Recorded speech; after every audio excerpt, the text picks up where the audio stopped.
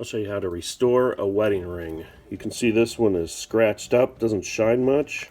To remove the scratches, we'll take some 1200 grit sandpaper and just work all the scratches out of it. You can see right here is a pretty good ding. It may take 400 to get that one out, but I'm just going to clean it up and forego this one.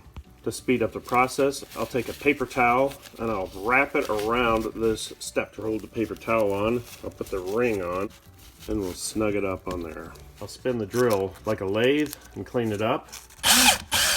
You can see it's getting a lot shinier and the scratches are starting to disappear. Some of these scratches are pretty deep, so I'm going to go with some 800 grit sandpaper.